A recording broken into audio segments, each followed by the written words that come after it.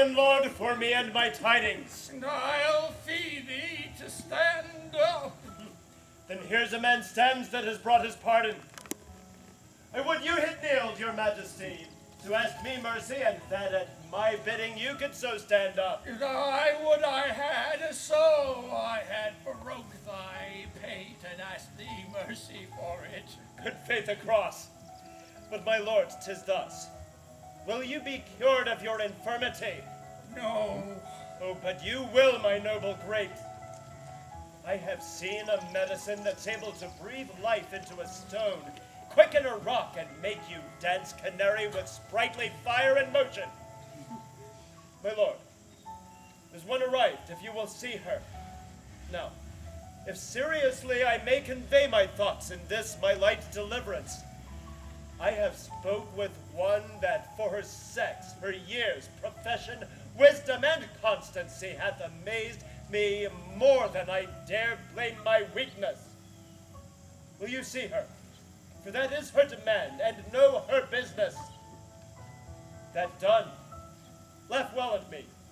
Now, good LeFou, bring in the admiration, that we with thee may spend our wonder too, or take off thine with wondering how thou took'st it. Nay, I'll fit you and not be all day neither. Nay, come thy ways.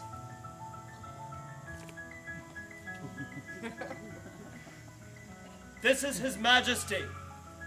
Say your mind to him. Like a traitor you do look, but such traitors his majesty seldom fears. I am Cressid's uncle that dare leave two together. Fare you well. And now, fair one, does your business follow us? Aye, my good lord. Gerard de Narbonne was my father, and what he did profess. I know him. The rather will I spare my praises towards him than knowing him is enough. On his bed of death many receipts he gave me, chiefly one. And hearing that your high majesty is touched with that malignant cause wherein the honor of my dear father's gift stands chief in power, I've come to tender it and my appliance with all bound humbleness. We thank thee, maiden, but may not be so credulous of cure when our most learned doctors leave us. And the congregated college hath concluded that laboring art can never ransom nature from her inaidable estate. My duty then shall pay me for my pains. I'll no more enforce mine office on you. Humbly entreating from your royal thoughts a modest one to bear me back again. I cannot give thee less to be called grateful. Thou thought'st to help me, and such thanks I give as one near death to those that wish him live. But what at full I know, thou know'st no part. I knowing all my peril, thou no art.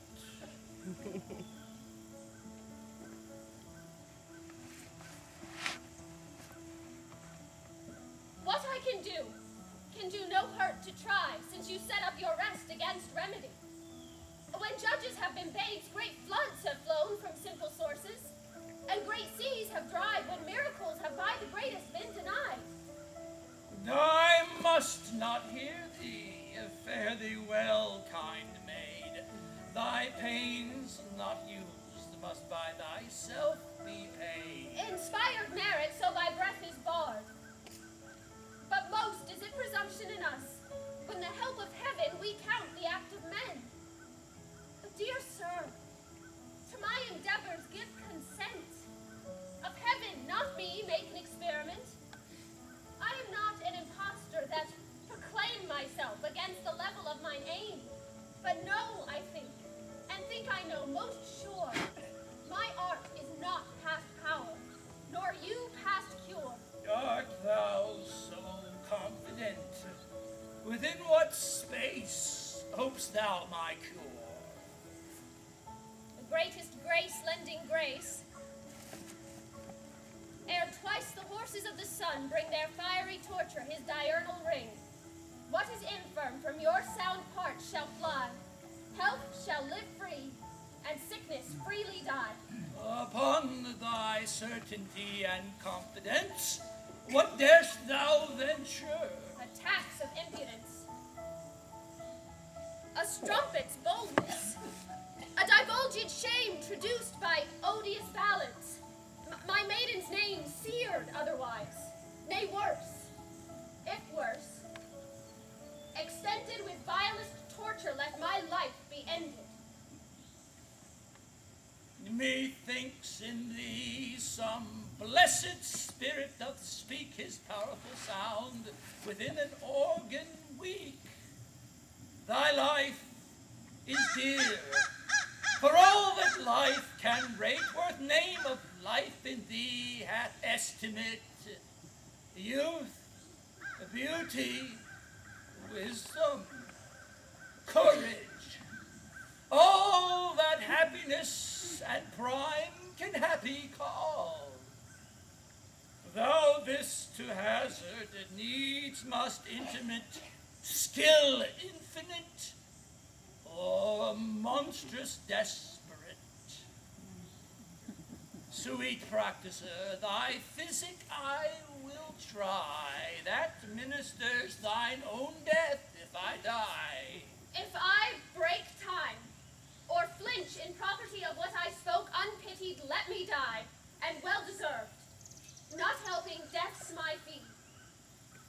But, if I help, what do you promise me? Make thy demand. So will you make it even? Aye, by my scepter and my hopes of heaven. Then shalt thou give me, with thy kingly hand, what husband in thy power I will command. Exempted be from me the arrogance to choose from forth the royal blood of France, my low and humble name to propagate with any branch or image of thy state. But such a one, thy vassal, whom I know is free for me to ask, thee to bestow. Here's my hand. The premises observed, thy will by my performance shall be served.